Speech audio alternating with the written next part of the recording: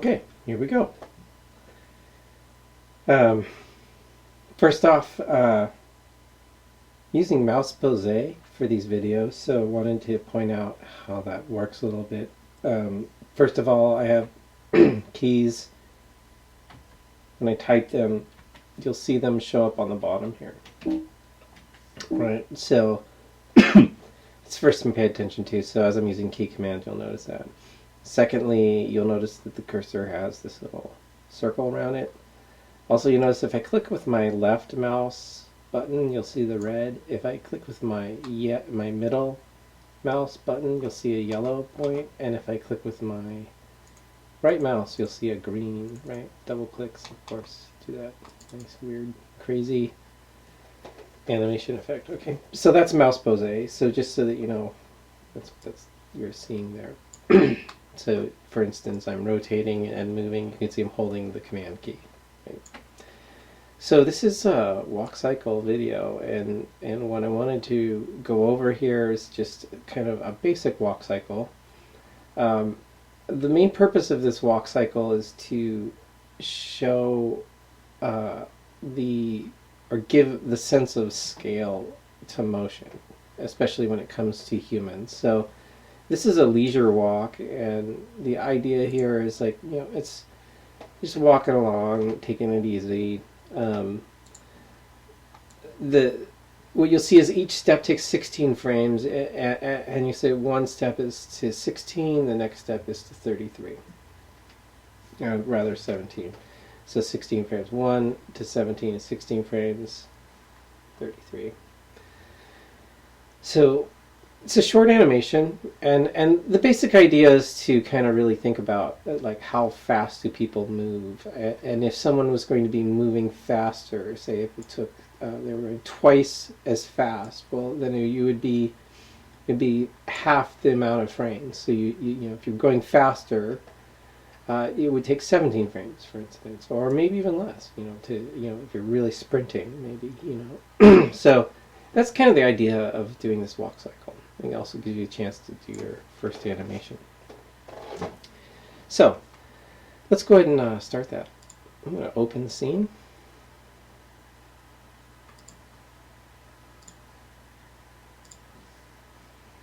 And here we are, perspective view.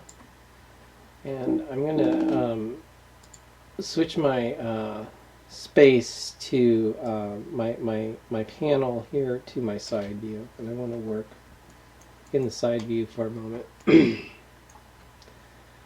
Okay, so again, I'm in my side view. I have no outliner open anymore, so I'm not using that anymore. We're using just my curves. But since I'm just using curves, I want to be careful I don't put animations on any joints or IK handles. So there's this filter of selectors up on the top here. So it's a good idea when you're animating to turn these off. Say, for instance, these are IK handles and these are joints. And the next one over in this Z shape is the curves, which are what we do want to select. So that's the only one we don't want to check. So that will be left open. Surfaces, some weird stuff down here. This question mark. I don't know. Okay, so now when we click out here, you can't really get anything but curves, which just makes it so much easier to work for this process. Okay, so start our animation. The idea here is to build a pose-to-pose animation here, and what that means is we'll be working from specific points on the timeline and defining poses there.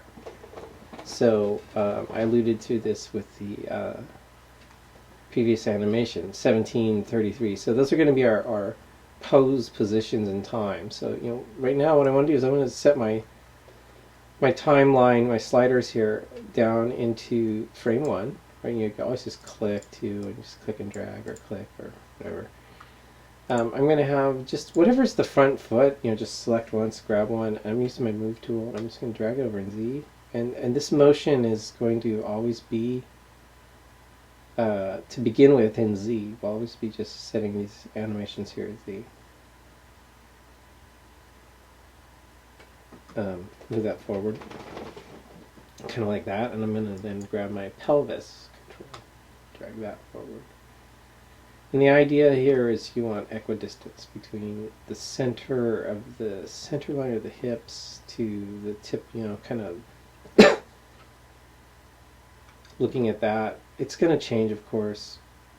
I'll go back into my feet, and just so that, just so I get a sense of the pose, I'm going to put my heel up on that foot, and I'll get up on my toe on this foot, and maybe this foot can come forward a little bit. The idea is to just get that thing, just get your leg to kind of just snap forward. It's almost like gravity pulls it and snaps it forward. And that's our first pose, okay? So we're just working with our feet, the 2 feet and this pelvis curve are the only things that we're going to set keyframes on or animations on, so that we can simplify the first sets of the animation, so that we can get our timing down, we can figure out how it looks.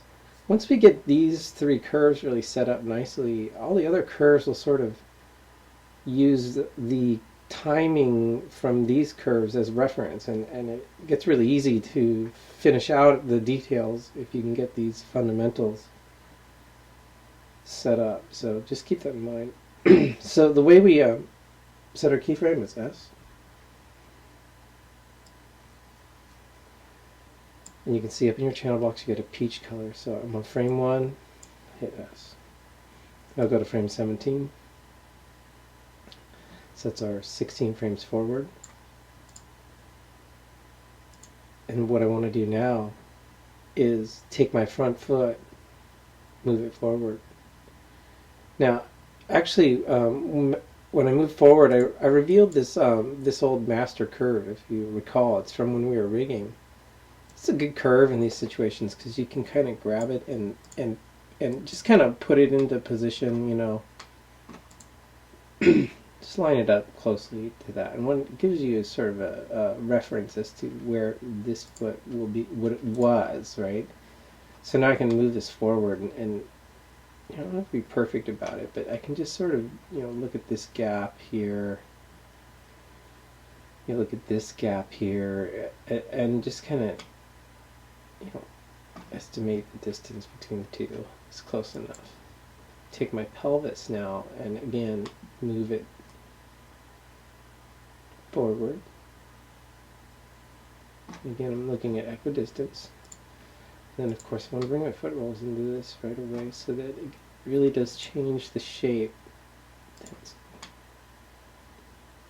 Under that foot, toe, and then I can just select all of them again. So I'll shift select them and hit the key S one more time. And that sets a keyframe. You can see the red hash marks are showing up in the timeline now again, and that's showing me where keyframes are, and that is a keyframe for each one of these curves. Okay. Now I need to show more frames here, so I'm going to grab my range slider and just grab the box next to the 24 and drag that out until I get to frame 34. So it's easy to grab that frame 33 and just move my time slider or drag myself to frame 33. And we can just repeat the process. It's going to be the back leg. I'll just move my my master control curve kind of roughly close to that. Get my back foot and move it forward. Again, I'm just kind of estimating the distance between these two. This mouse mosaic can actually be helpful in that respect, where you can see that radius of that circle, kind of similar radius. Let's see. Alright, and then just move that pelvis over to, again, you get kind of equidistant again. You can see I'm not being like really, freaky about it. I'm close. It's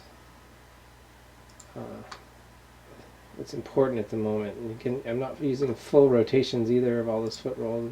Just kind of getting fully into all of our numbers, but some way into them, right? And now have them all into their shapes, shift select them, and S for keyframe. And now I can scrub back and forth and you can see, nice, got a nice kind of walk. It's pretty stiff.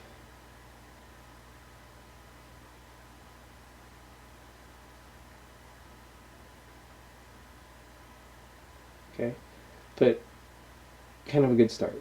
Okay, it's got a good start to it. So what we can do now is we can get individually involved now. We can start saying, well, let's excuse me, let's refine the shape a little bit. So starting on the back foot, which is the foot that's moving, if I select the back foot, you can see it moving back and forth. Well, what we want to do is we want to kind of find the point in between, the midpoint here of between 1 and 17, so like 9.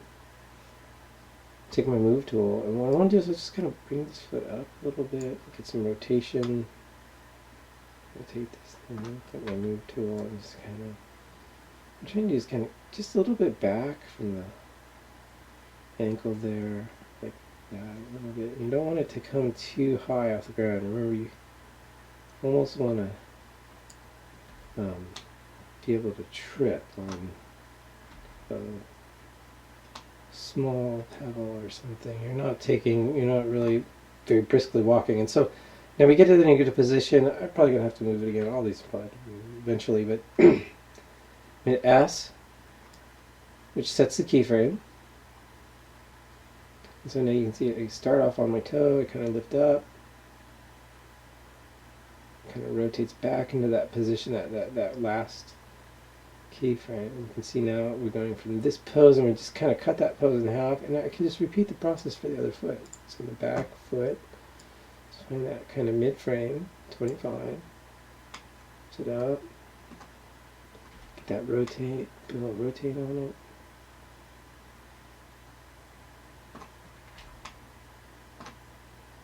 That's for keyframe.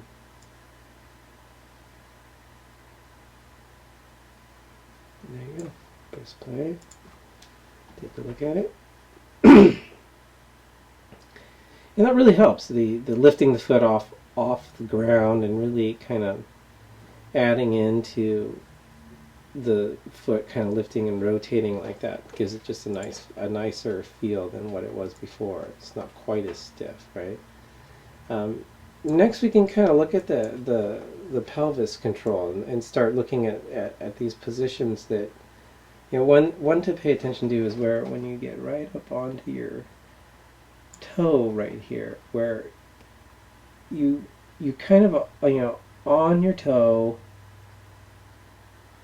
on this foot, and you're kind of lifting over this foot, and it's kind of actually the highest point of your walk. And if you actually kind of, your head actually bobs up sometimes here, and it can be too much sometimes. I'll end up kind of exaggerating a little in the beginning, but you'll start to see what I'm talking about. Hit S, you know, and so now you can see that he actually kind of steps up and steps down, right? But inversely, about, you know, and you can see there's actually quarters, kind of like almost around in the quarter ranges, but when you kind of step down here, when you step down into this region right here, you can see, well, that's the point where you're actually impacting into the ground, where you're kind of actually taking up the weight of your body and coiling up to sort of lift it over that hip. So if you drop it down there, you get kind of this drop. Now see, we could drop down, you kind of pick up your weight, get up onto that toe, throw your foot forward, right, and land on that. And then right around at 22, kind of crunch into it, right? And then just repeat, and you would just kind of keep coming up and down, right?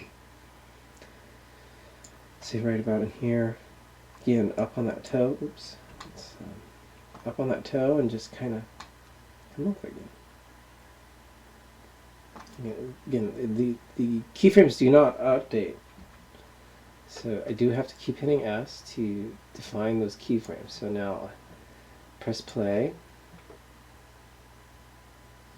and you can see that, you know, in some cases, let's go into perspective here. Let's take a look at this. It's a pretty good up and down bounce, right?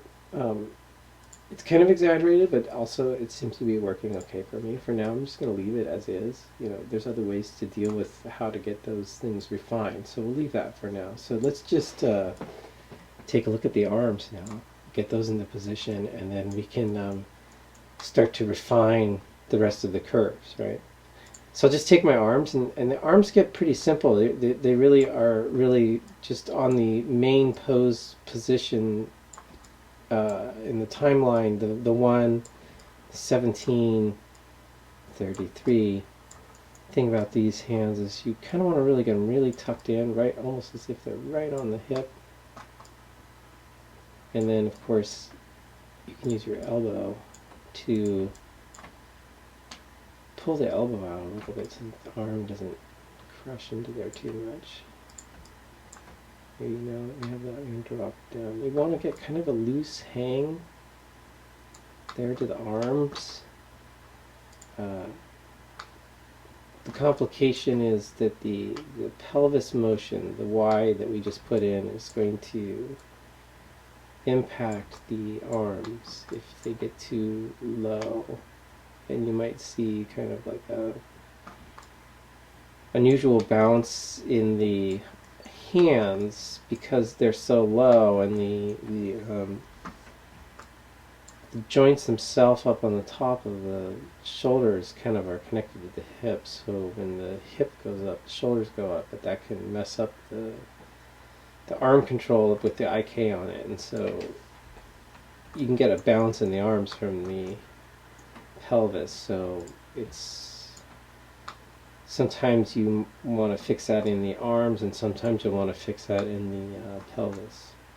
So just be aware of that. Interestingly, one arm updates the wrist nicely, and something about like that. And then you kind of want to get these arms, one here with the leg that's back on this side, we want to get that arm a little bit forward, and this arm a little bit back. And probably we'll have to refine them, but let's go ahead and just the key S to set our keyframes. Move ourselves now to frame 17. Could have thrown you off if you weren't on frame 1 there to start with. So I just kind of grab them both and get them into position, and I'll just pick the one here that's facing me. I want that sort of forward now, and then I can just individually grab this arm and drag it back a little bit. You can see I'm just completely cutting into the leg. I'll just leave it as is. I'm just going to hit the frame S, key S rather, keyframe. And then I'll just go to the last frame, 33. Oops. I forgot to update, forgot to have that one selected when I hit keyframe. So what I'll do is I'll just reposition that. Frame 17. So that should be put forward, and this one doesn't seem right at all. Oh, I undid it. That's fine. Let's just get that back. That threw me off, having it go through the leg there. Shift select them both, and then I'll hit S, and so now they're updated. And you can see there's that bounce I'm kind of talking about a little bit. Go to frame 33 and just kind of repeat that one more time, hopefully a little more smoothly. So again, just kind of dragging forward, and just kind of looking at this front one here, get that into position. Find the leg that's forward and just pull that one back now. Shift select them and then S for keyframe. And so now we have these positions for all of them. So I'm just going to zoom back a little bit and press play now.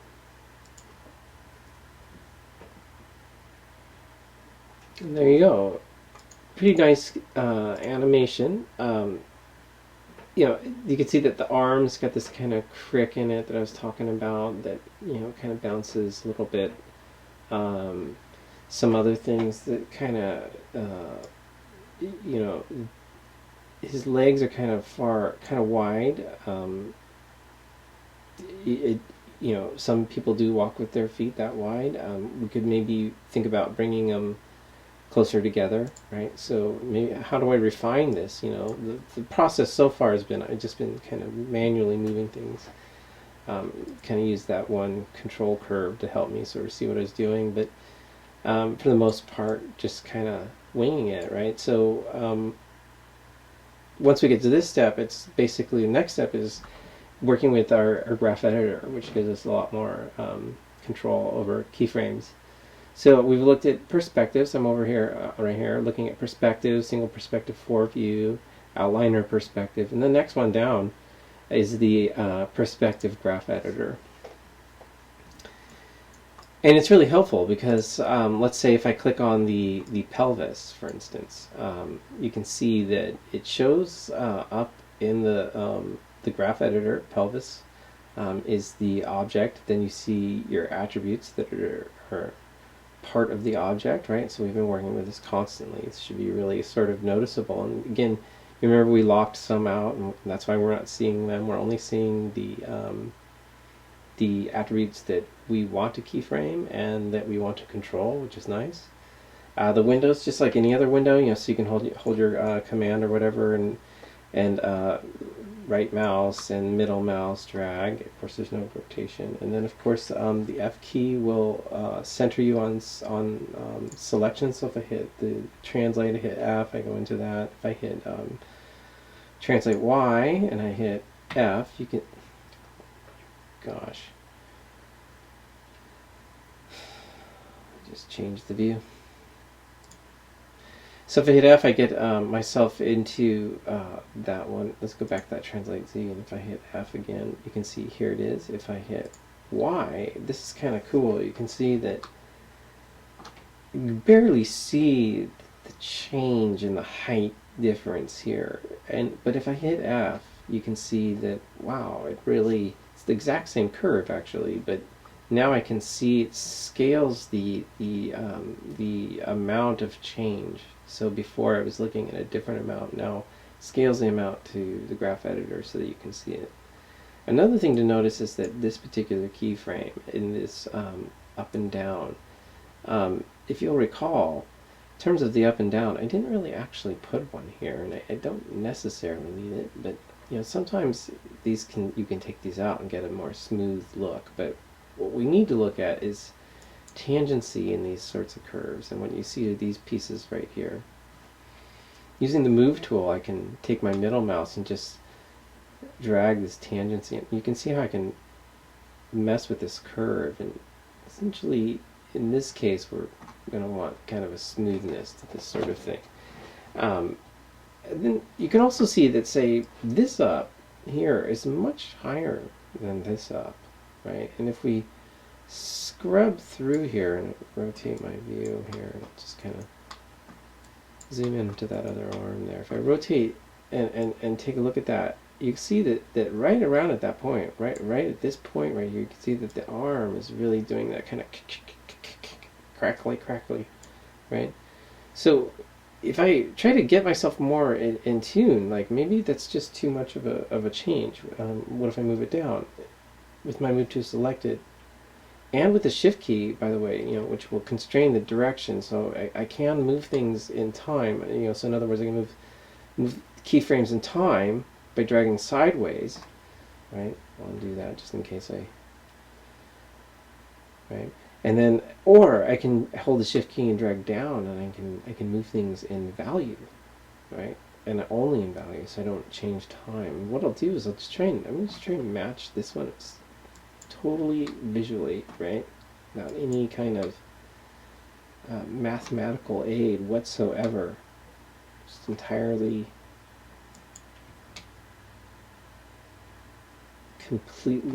entirely aided by the eye only. Here, I'm just going to then, you know, I can drag these. You can also, there's these other things up here. For instance, this one will flatten out a.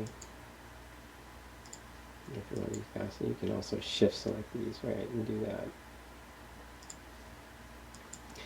And then you can see that now that I changed things again, tangency here has been sort of disturbed. And you can see that there is some, some differences to these curves a little bit, but there is a little bit of consistency. If you see it for a longer period of time, you might start to see a certain pattern start to go.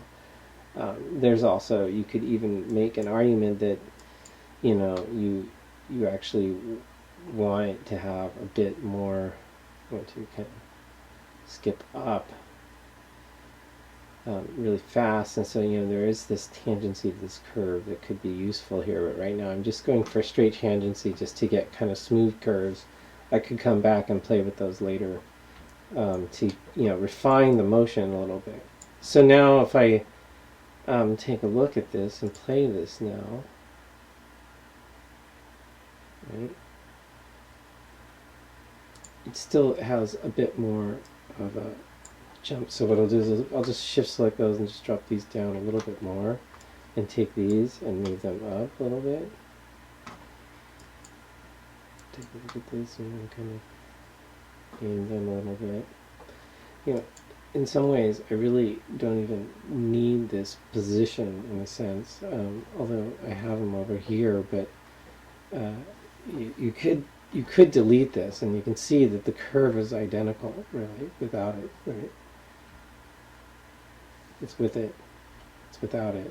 So if you don't need a keyframe there, it's worth getting rid of them. You can always add one back in if you needed to. Okay.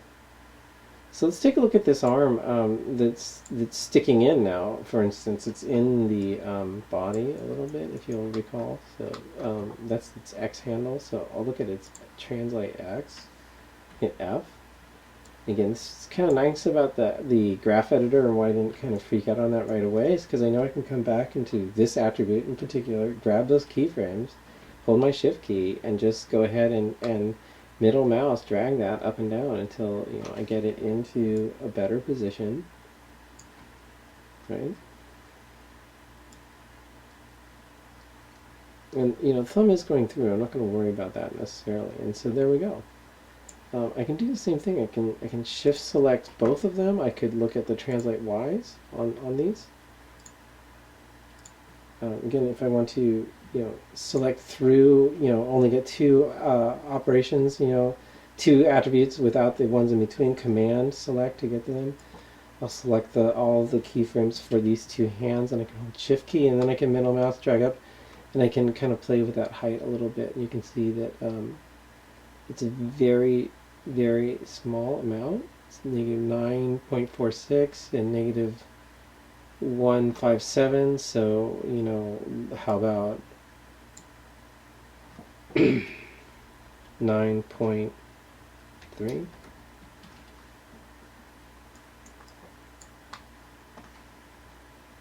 Rewind and then press play. Let's take a look at that now.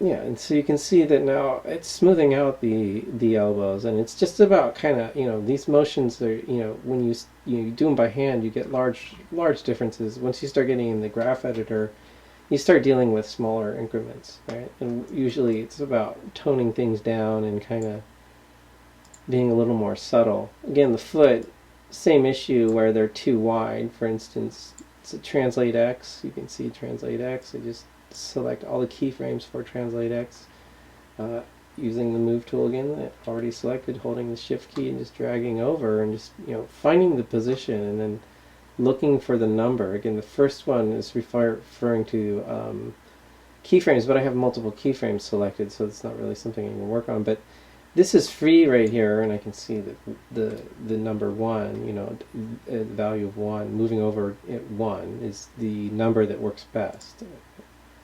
I'll select the other foot, go to its translate X, and it's going to most likely be the inverse of the other. So if I You move it down, you can see I'm getting into negative numbers, and sure enough, -1. Kind of zoom into this foot F to try to get myself closer, but it didn't succeed. And you can see that it's now showing the feet much closer, right? So we kind of get tighter in there, right? Nice. Likewise with the rotate, like they're pretty straight, right? Like when some people kind of have, like, say, duck-footed a little bit, right?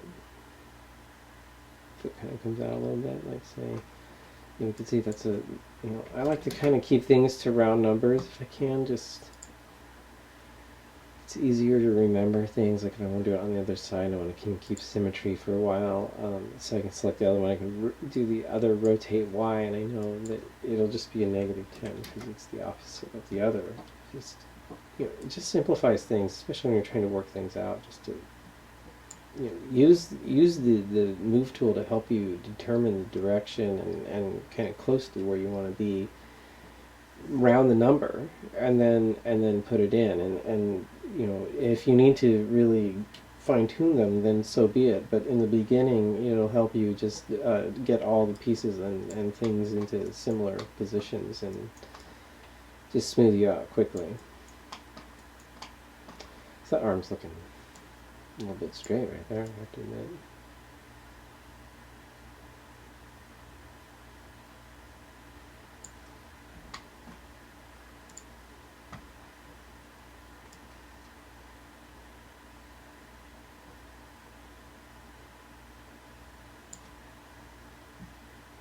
I could keep working on that, but let's just take a look at it like that.